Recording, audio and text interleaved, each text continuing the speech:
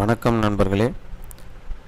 ஜாதக சாஃப்ட்வேர் ஏற்கனவே வாங்கி பயன்படுத்துகிறவங்களுக்கு சில நாள் கழித்து நான் சாஃப்ட்வேரை ஓப்பன் பண்ணும்போது அந்த சாஃப்ட்வேருடைய ஐக்கானே எனக்கு இல்லை, டெலீட் ஆகிடுது அப்படின்னு சொல்கிறீங்க. ஃபார் எக்ஸாம்பிள் சாஃப்ட்வேர் நான் உங்களுக்கு காமிக்கிறேன்.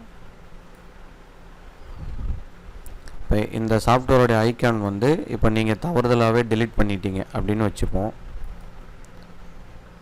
இப்போ நானே டெலீட் பண்ணி காட்டிடுறேன். ஸோ இப்போ சாஃப்ட்வேர் இல்லை.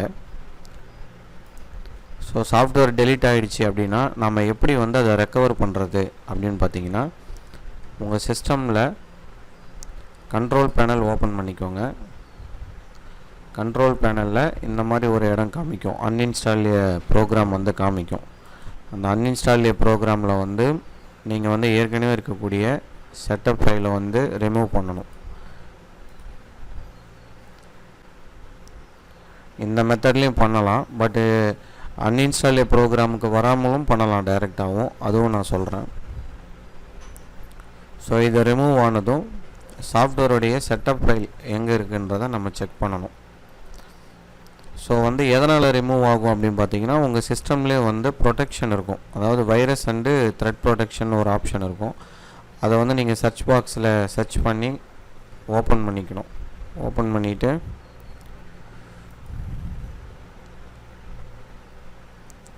அதில் இருக்கக்கூடிய மேனேஜ் செட்டிங்னு ஒரு ஆப்ஷன் உங்களுக்கு அதில் ஷோ பண்ணும்.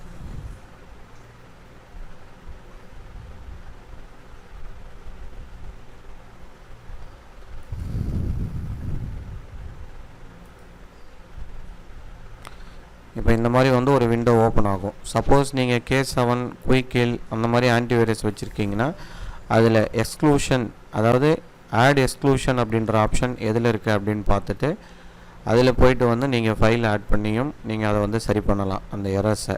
ஸோ இந்த மாதிரி ஷார்ட்கட் டெலீட் ஆகிறது எந்த ரீசன்னால் வரும் அப்படின்னு பார்த்தீங்கன்னா, உங்கள் சிஸ்டமுடைய ப்ரொடெக்ஷனால் தான் இந்த எரர் வரும். அதை நீங்களே சால்வ் பண்ணலாம் அப்படின்றதுக்காக தான் இந்த வீடியோ நான் போட்டிருக்கேன். இதுக்காக நீங்கள் சர்வீஸ் இன்ஜினியரை கூப்பிட்டு வர வேண்டிய அவசியம் இல்லை. சாஃப்ட்வேர் ப்ரொவைடருடைய ஹெல்ப்பும் உங்களுக்கு தேவையில்லை, நீங்களாகவே பண்ணிடலாம். ஸோ இப்போ இந்த மாதிரி வைரஸ் அண்ட் த்ரெட் ப்ரொடெக்ஷன் செட்டிங்கில் மேனேஜ் செட்டிங்னு ஒரு இடம் இருக்குங்க. இந்த மேனேஜ் செட்டிங் அப்படின்ற இடத்துல கிளிக் பண்ணதும் உங்களுக்கு ஆப்ஷன் இந்த மாதிரி ஒரு ரியல் டைம் ப்ரொடெக்ஷன் ஒரு ஆப்ஷன் காட்டும். அந்த ஆப்ஷனை நீங்கள் ஆஃப் பண்ணி விடணும். ஆஃப் பண்ணதும் இந்த மாதிரி உங்களுக்கு ஆஃப் ஆன சிம்பிள் காட்டும். இப்போ நீங்கள் சாஃப்ட்வேருடைய செட்டப் ஃபைல் எங்கே இருக்கோ அந்த ஃபைலை ஓப்பன் பண்ணி இன்ஸ்டால் பண்ணணும். இப்போ பாருங்கள், இப்போ சாஃப்ட்வேருடைய செட்டப் ஃபைல் இதுதான். சப்போஸ் இந்த ஃபைலும் என்கிட்ட இல்லை அப்படின்னா நான் உங்களுக்கு வாட்ஸ்அப்பில் லிங்க் அனுப்புவேன், அந்த சாஃப்ட்வேருடைய டவுன்லோட் லிங்க். அந்த லிங்க்கில் போய்ட்டு நீங்கள் சாஃப்ட்வேரை டவுன்லோட் பண்ணி இன்ஸ்டால் பண்ணணும். ஸோ இப்போ இது டேரெக்டாகவே என்கிட்ட செட்டப் இருக்குது.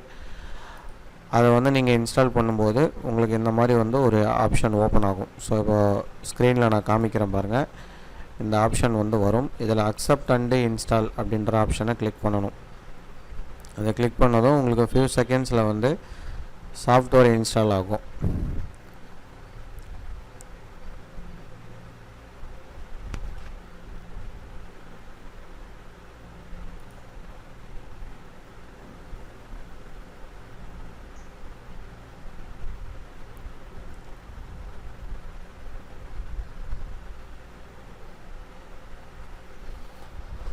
ஸோ ஒரு சிஸ்டத்துக்கும் இந்த ரெஸ்பாண்டிங் டைம் கம்மியாகவும் இருக்கும், அதிகமாகவும் இருக்கும்.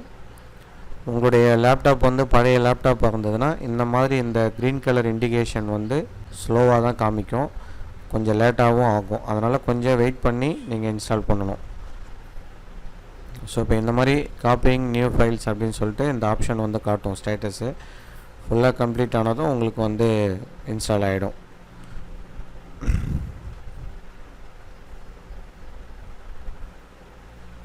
ஸோ இப்போ நான் உங்கள் எதிர்க்கு தான் அந்த ஐக்கானை நானே தான் டெலீட் பண்ணேன். இப்போ டெலீட் பண்ண ஐக்கான் பார்த்தீங்கன்னா இப்போ மறுபடியும் எனக்கு வந்துருச்சு, பார்த்தீங்கன்னா தெரியும். இப்போ நீங்கள் அந்த ஐக்கான் மேலே வச்சு கிளிக் பண்ணும்போது உங்களுக்கு சாஃப்ட்வேர் ஆட்டோமேட்டிக்காக ஓப்பன் ஆகிடும். ஸோ இதுதான் மெத்தடு, ஓகேங்களா. ஸோ நீங்கள் யூஸ் பண்ணக்கூடிய ஆன்டிவைரஸ் ப்ரொஃபஷ்னல் ஆன்டிவைரஸாக போடுறதா இருந்தால் போட்டுக்குங்க.